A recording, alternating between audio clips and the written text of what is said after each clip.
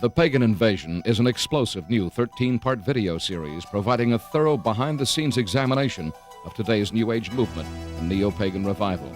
Each superbly produced volume features rare footage from around the world, along with expert analysis by noted Christian leaders and authors.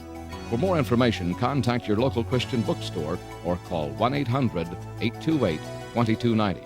California residents call 1-800-633-0869.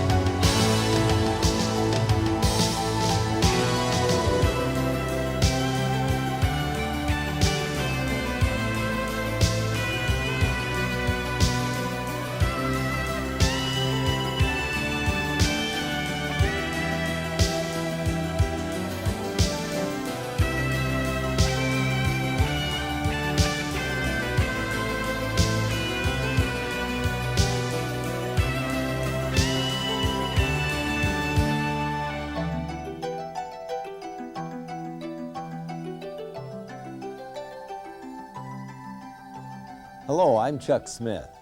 And I'm Carol Matriciana. Welcome to this edition of The Pagan Invasion. Halloween is a festival that conjures up images of ghosts, skeletons, black cats, witches on broomsticks, and little costumed children scurrying about the neighborhood.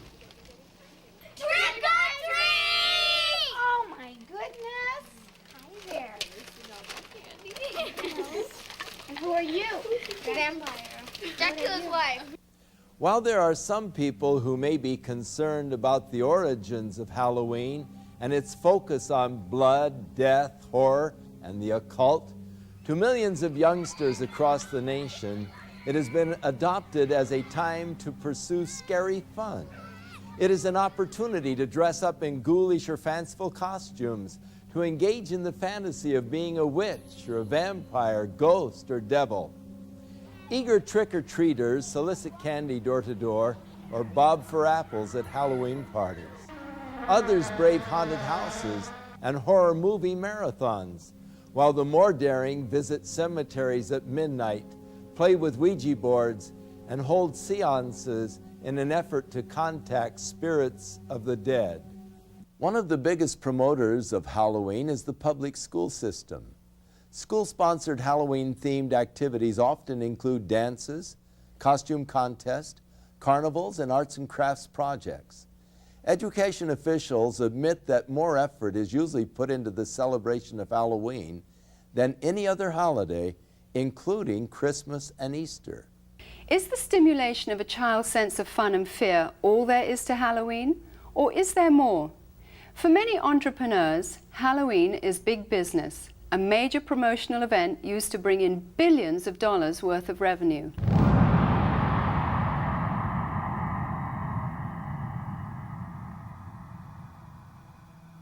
In addition to the usual costumes of cartoon characters for children, a growing number of outlets are featuring more macabre and sinister creations for purchase. This one well-known department store chain will sell more than $500 million worth of Halloween paraphernalia this year. And that doesn't include revenue from the sales of trick-or-treat candy. Costume shops such as this one are able to stay in business year-round as a result of the tremendous sales and rentals they receive during the Halloween rush. Farmers also view Halloween with an eye toward making big profits. Pumpkins are a traditional Halloween accessory used by households nationwide as jack-o'-lantern decorations. This one Southern California field of only 164 acres will yield nearly $250,000 to its owner. Halloween is manipulated by the promoters of horror movies and videos as a major marketing opportunity. While horror films used to be synonymous with B-movies and considered the conventional low-budget industry standby, today they account for nearly 20% of all of the revenue received by feature film producers and distributors. The success of the technical revolution in special effects has attracted serious film directors to produce well-crafted, elaborate horror productions. A recent visit to the Video Software Dealers Association exhibition in Las Vegas showed that the two biggest selling artistic genres were pornography and horror. Hollywood is continuing to capitalize on society's growing craving for the occult and demonic. The irony is that while these producers label such films as fun and make-believe, many of them hire practicing witches or Satanists as technical advisors who ensure the authentic reproductions and performances of rituals, sacrifices, spells, and curses. People are so hyper during the day, they need to come home and watch something that's totally unreal so they can release themselves from all the pressures. It's just the type of thing that makes you laugh and forget about life. Over the last 2 decades, most horror films have become far more graphic in their depictions of violence and cruelty. Movies affectionately known as splatter films routinely detail torture and dismembering of bodies, drinking of blood, cannibalism, rape, and a host of other grotesque atrocities. Well, we think it's pretty fun. A lot of people just like it because it's fun, it's wacko, it's not real, and so it's just the type of thing that people like to watch because you don't have to think reality when you watch it. When it comes to gore or splatter or any other particular genres, the justification lies in our Constitution. I don't feel anybody has the right to tell me what I can or cannot watch. Most of these films receive R ratings, which mean that children under 17 cannot view the film or rent the video without the accompaniment of an adult. Yet this precaution is seldom enforced, for 15 is the average age of those who see these films. While many producers claim that these gruesome spectaculars are merely fun and not dangerous to the psyche of our youth, many of the scenarios from the horror films are duplicated in copycat crimes which make for sensational headlines.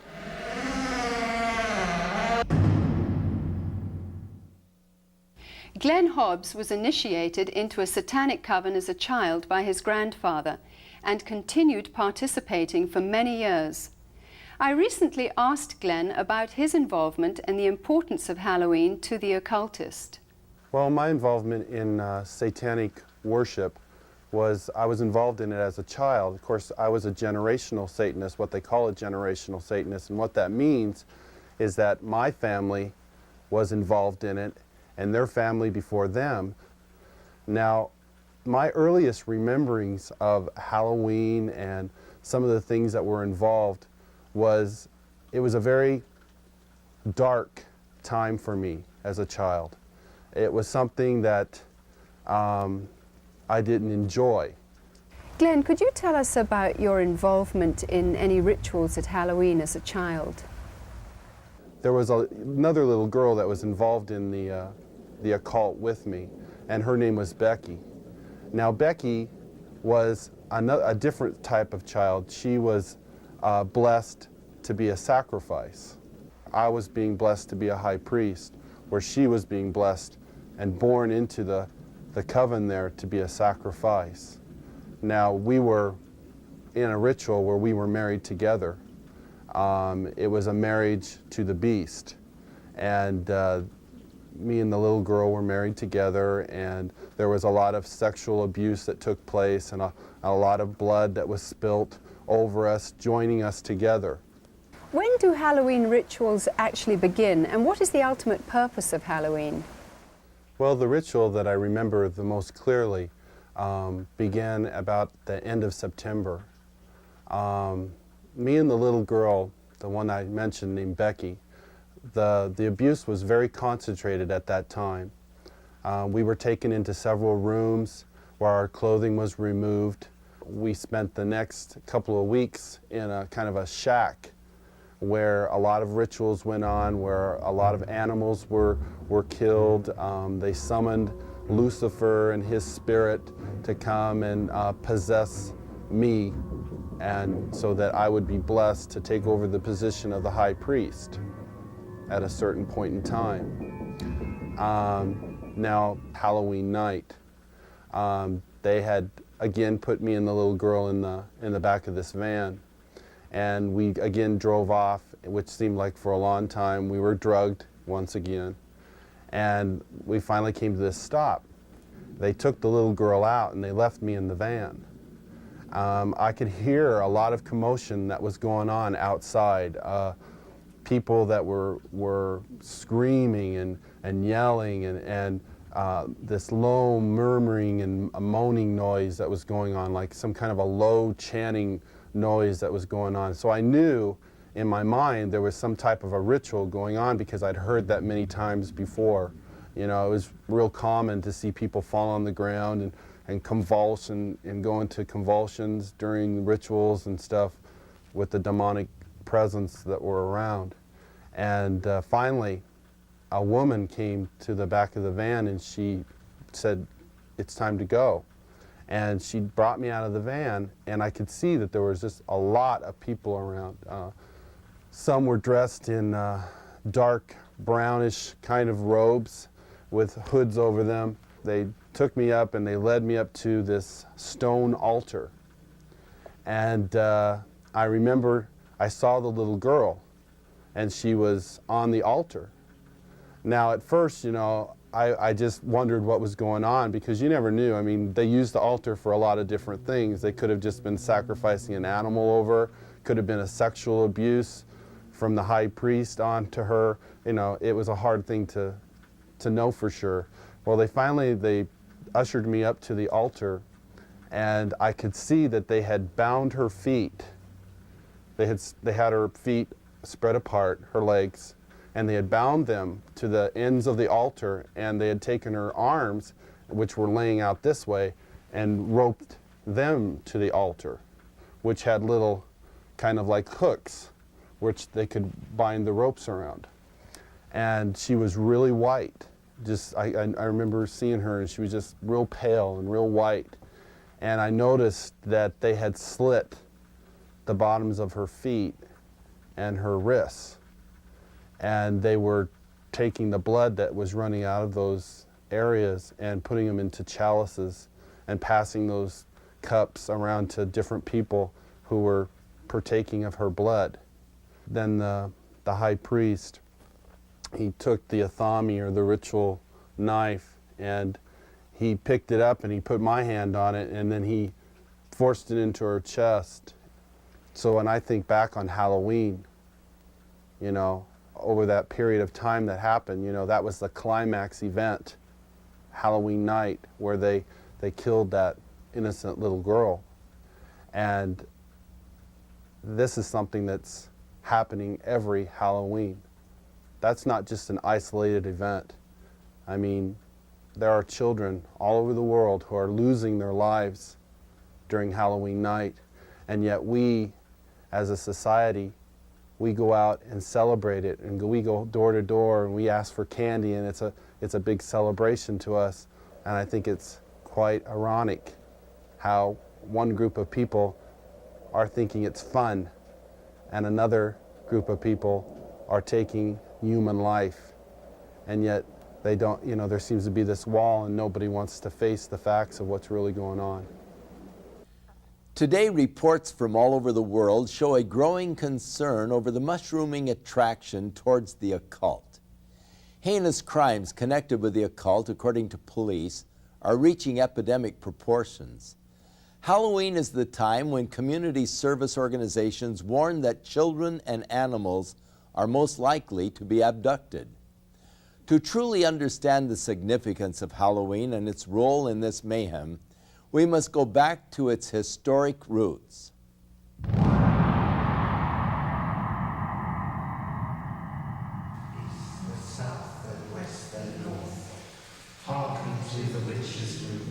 What you are looking at are actual rituals and spells being performed by practicing witches and druids throughout America and Europe. These are not actors or reenactments, they are real. Most of Halloween's customs are the remainders of pagan superstition relating to Samhain, the Druidic New Year. The Druids were the influential priests, magicians and sorcerers of the nature religions that prevailed in early northern Europe. These native beliefs permeated Celtic culture for about 2,000 years, up until the introduction of Christianity. Today, a revival of the practices of Druidism, along with various forms of witchcraft and nature worship, are sweeping across Europe and North America. Power of the sun. Power of the sun. The Druid orders are full of people from all walks of life, from soap opera stars to doctors and lawyers, dentists and toilet cleaners. Anybody can be a Druid. I'm standing on Primrose Hill, which is one of the sacred sites in London, and it was here that the Druid order was inaugurated in its last most recent cycle in 1717, when a number of Druids from Wales and Scotland and Ireland and Brittany and England came together, and it is here that some of the ceremonies are held. Samhain was seen as a time when the dividing line between the dead and the living was at its thinnest. Consequently, contact with spirit beings was thought to be easiest. Samhain was also one of the major fire festivals of the Celts. At this time, the Druidic priesthood led the people in diabolical worship ceremonies in which they would sacrifice animals and humans in ritual killings. Human sacrifice has absolutely no place in the modern tradition. Just because we see a pagan revival doesn't mean that we wish to go back to barbarism of any sort.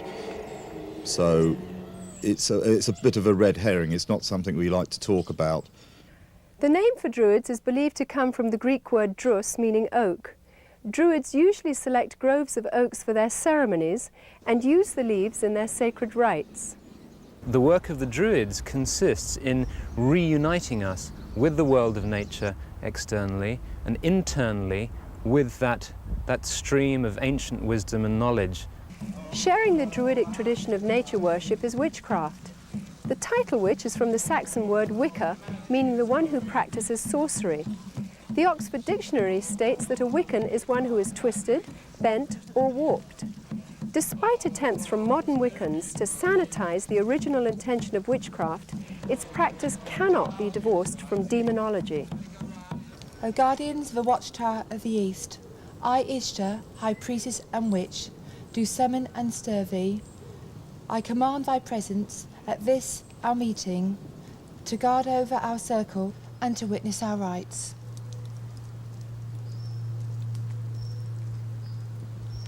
So mote it be. So mote it be.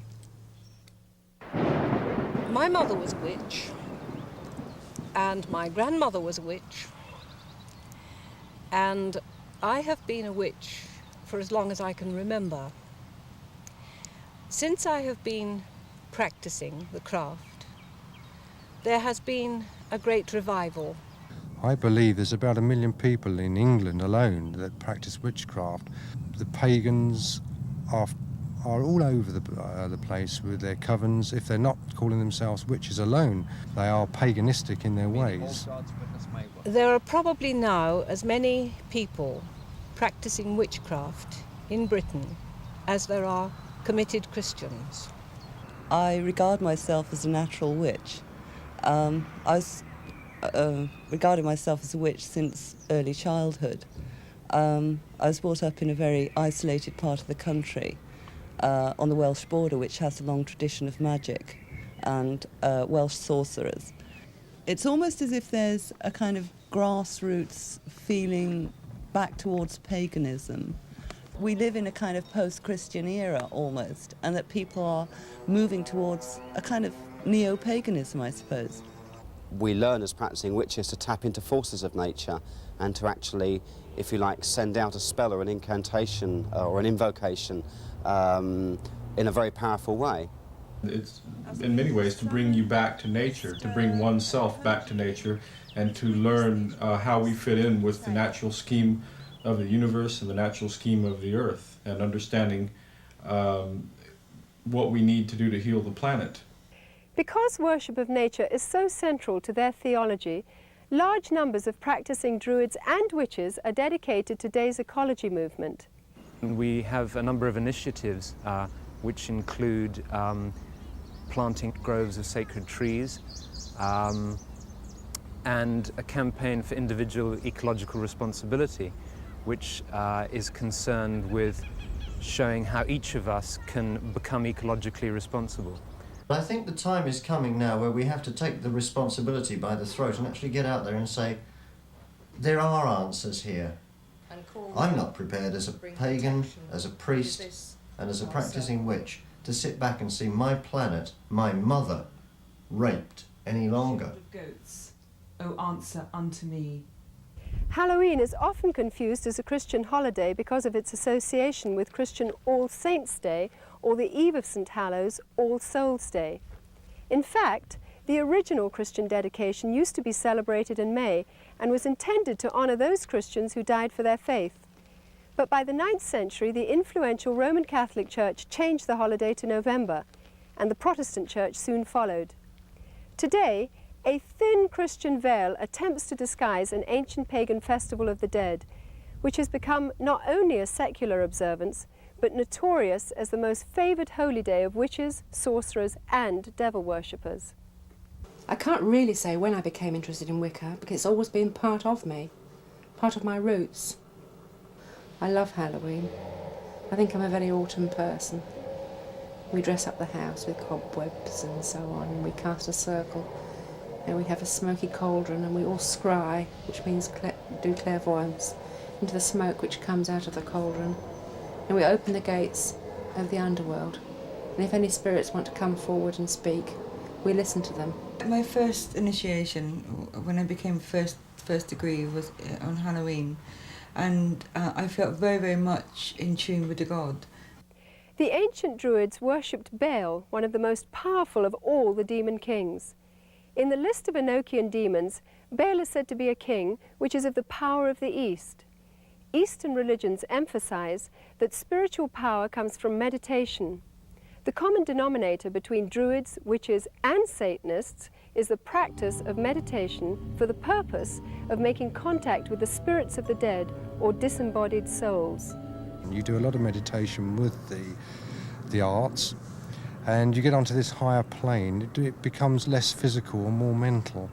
It takes years of painstaking study, meditational work, finding your higher mind, being able to actually tap into the forces of nature and use those. I have, on occasion, touched upon, I suppose you could call them spirit guides. People describe them in different way. I am aware of a hierarchy of spiritual advisors who live on another plane of consciousness that you can approach, that will acknowledge you and advise you and assist you. We have what we call contacts. There are other names for them. They are beings, that's the easy thing to call them, which can be people who have lived on the earth, or they can be God forms. They become almost as real as the people standing next to you. And whoever else you call doesn't actually materialize. You can't see them in the physical sense, but mentally you know that they are there. You can see them in your mind's eye. They represent really forces in the universe.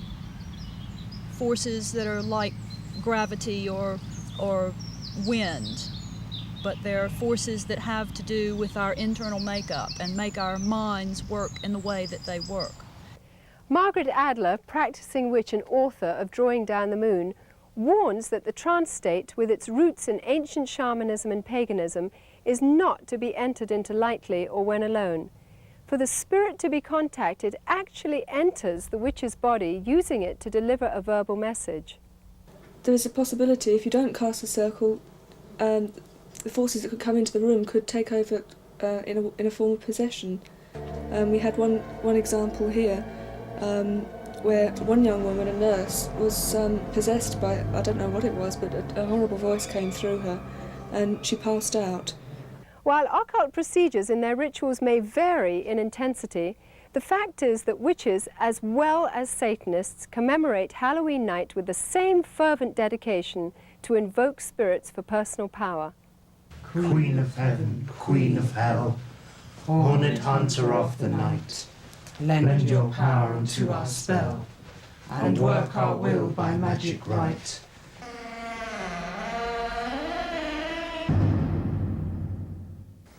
Glenn, you've now been a Christian for some time. What is your reaction when you see Halloween celebrated by people?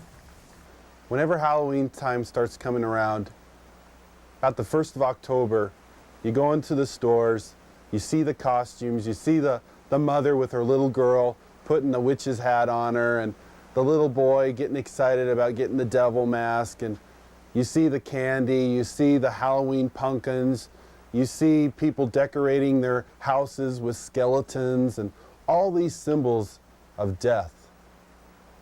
You know, it only serves to bring back horrifying memories to me.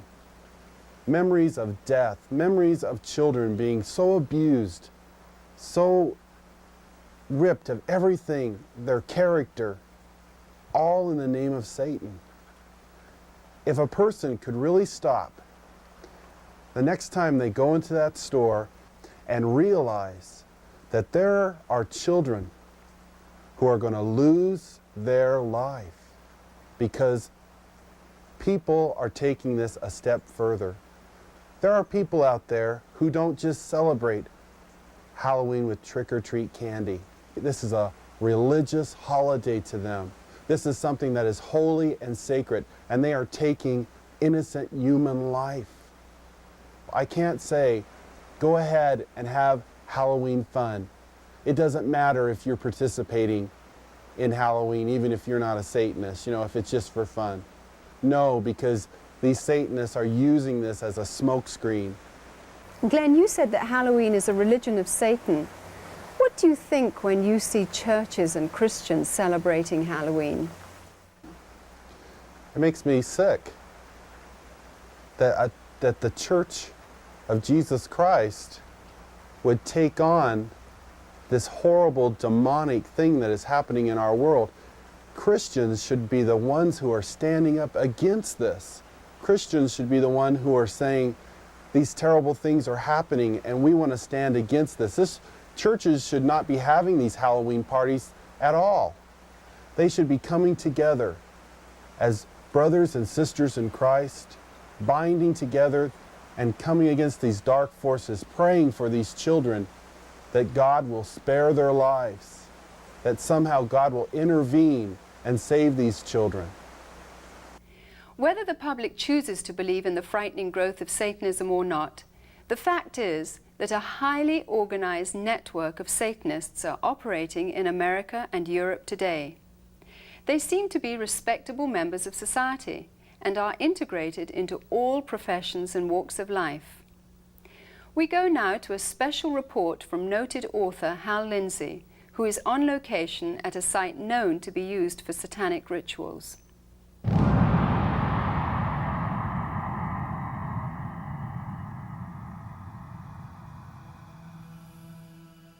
We came out to a place in the hills east of Los Angeles, to a location that has been identified in the past with ritual worship and, we believe, Satanism.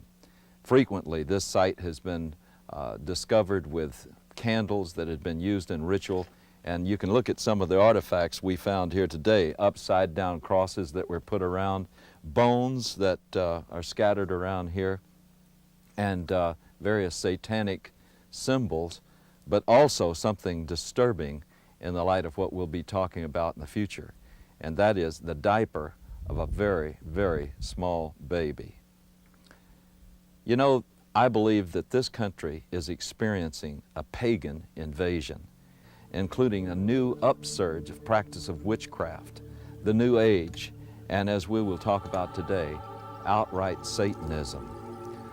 Around the middle of the 1960s, there was a dramatic upsurge in satanic worship, beginning with Anton LaVey and his writing of the Satanic Bible and the founding of the Church of Satan in San Francisco in 1966.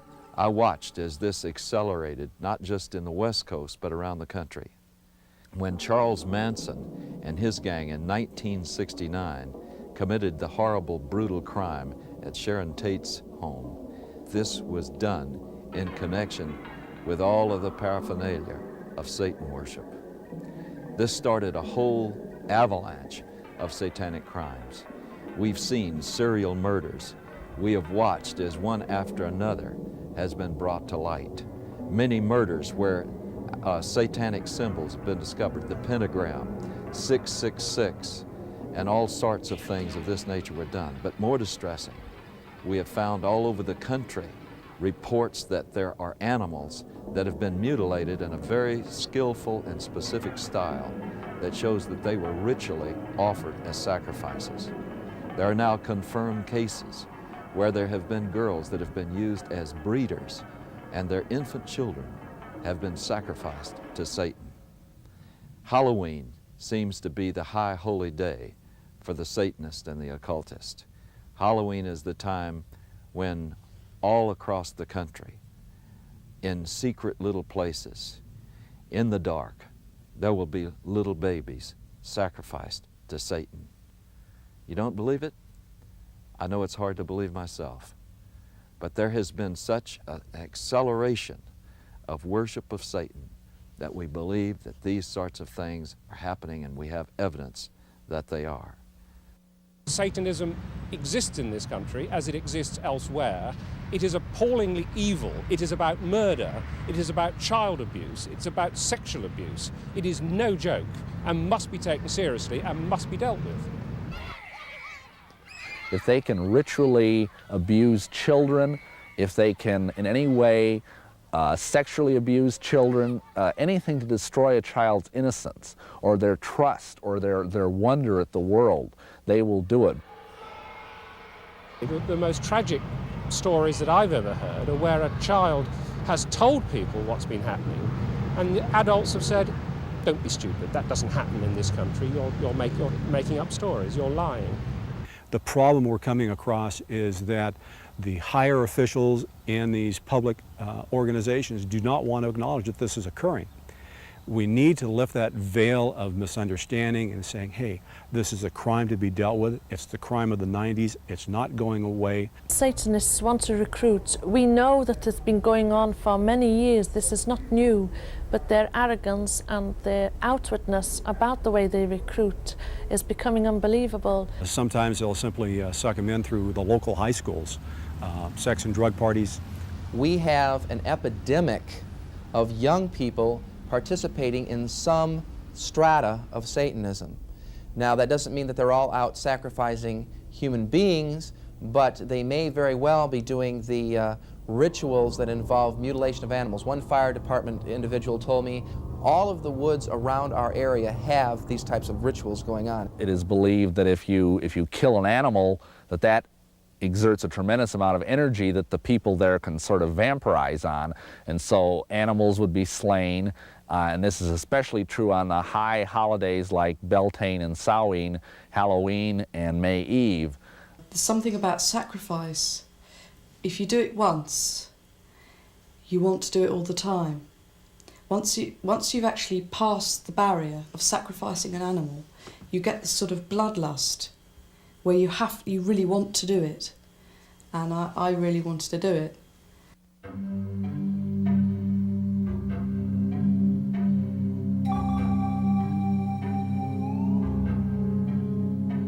This lady in a black robe came forward with this little baby, and at first I didn't realize it was a real baby, and she just laid it on the altar. It was breathing, but it wasn't crying.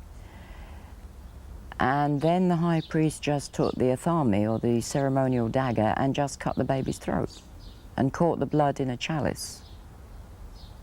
At that point, I was staggering, reeling. I thought I was just going to throw up.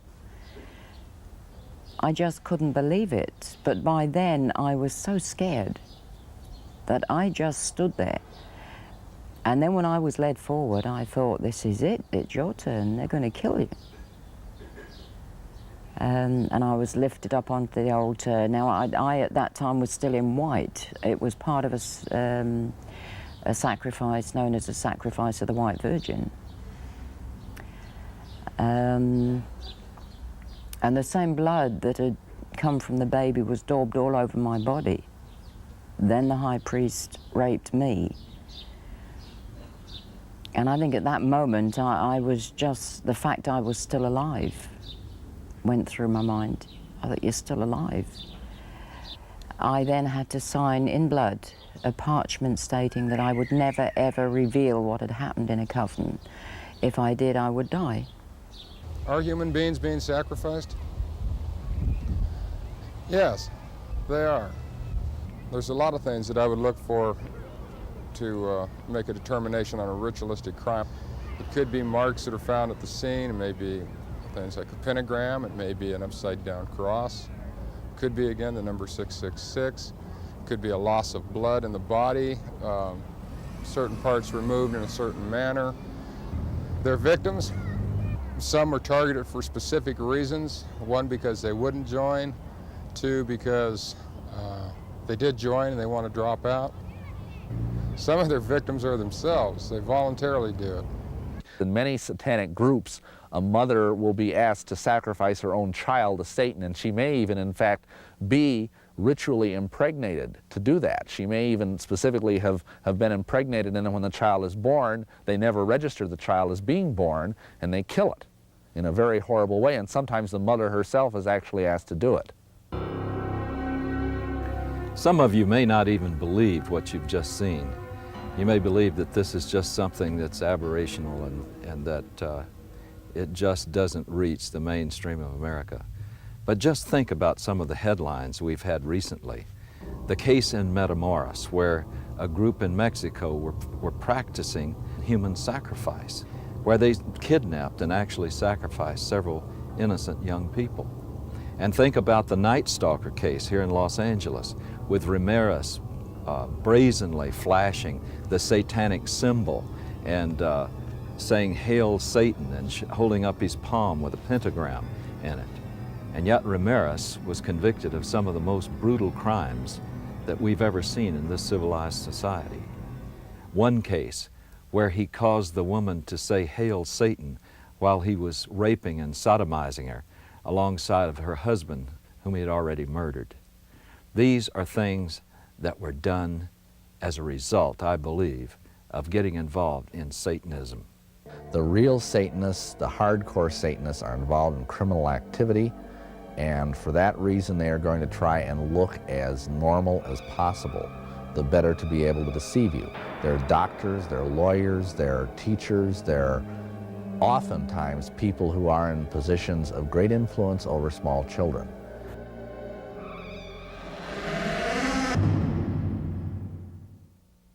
In a recent letter to syndicated advice columnist Ann Landers, a concerned parent wrote of a fourth grade teacher who had asked her students to write a short essay on what they would most like to do to celebrate Halloween.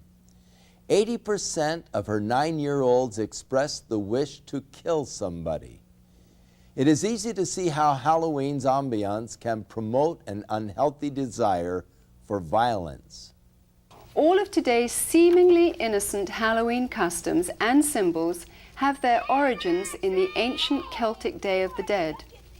For example, the practice of trick-or-treat is from Celtic tradition, where people gave food in return for blessings from spirits of the dead.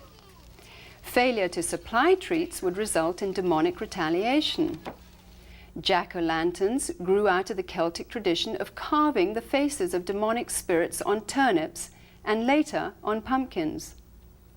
The World Book Encyclopedia says the apparently harmless lighted pumpkin face of the jack-o'-lantern is actually an ancient symbol of a damned soul. Candlelit pumpkins, or skulls, at a home signified that the occupants were sympathetic to Satan and would therefore receive mercy by spirits and trick-or-treaters on their Halloween rounds. Perhaps the most sickening of all Druidic New Year practices were the human sacrifices which occurred at midnight. Adults and children alike would be thrown into huge fires while the celebrants danced around them in demonic fits of abandon. By morning's light, only ashes and bones would remain. These were called bone fires, which is where we get the tradition of bonfires today. The Druids believed that black cats were reincarnations of the evil dead and were possessed with supernatural power and knowledge. Bobbing for apples was part of the Druidic New Year sexual divination ceremony of fertility. The broomstick and witches' hats were originally considered phallic symbols. When used in the rituals of witchcraft, these objects supposedly transform the sexual energy released during orgasm into psychic energy. By understanding the pagan origins of Halloween, we can no longer claim ignorance. As parents, we are called to a sense of responsibility and must decide whether to allow our children to participate in occultic celebrations which glorify the powers of darkness. Deuteronomy chapter 18 spells out God's position concerning man's participation in divination, sorcery, or communicating with the dead. Verse 12 states that whoever does these things is detestable to the Lord. By participating in the customs of Halloween, whether in fun or ignorance, we are continuing in practices which have been consecrated to Satan. People who love the Lord should stand for separation from these things and not compromise. Christians can gather together at Halloween and use the night to educate themselves to the dangers of paganism and to take the opportunity to pray and wage spiritual warfare against the powers of darkness in their community. It can be combined with a time of worship, praise, and thanksgiving to our Heavenly Father for victory over Satan, death, and hell. Many of the people appearing on this program got involved in the occult because of a desire for divine-like power. The source of occult power is Satan. It is deceptive, exploitive, and will eventually fail to deliver on its promises. And there is always a hidden and heavy price to pay. The power God offers mankind, on the other hand, stems from a personal caring for that which He created. If you don't know God, but would like to experience His life-changing power, then recognize that Jesus Christ wants to be the Lord and Savior of your life. If you accept the fact that His death and resurrection is payment in full for all of your sins, you will have everlasting life. Within all of us, there is a God-shaped vacuum. Throughout the ages, man has attempted to fill that void with the things of the world. But it is only through a relationship with our Creator that we can be truly satisfied. His Holy Scriptures reveal the way in which we can be reconciled to God, and that is through the provisions of His Son, Jesus Christ. I'm Chuck Smith. And I'm Carol Matriciana. Join us again for another edition of The Pagan Invasion.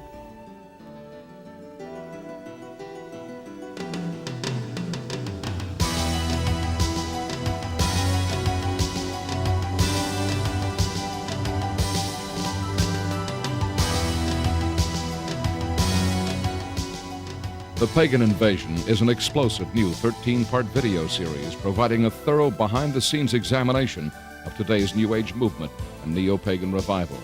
Each superbly produced volume features rare footage from around the world, along with expert analysis by noted Christian leaders and authors.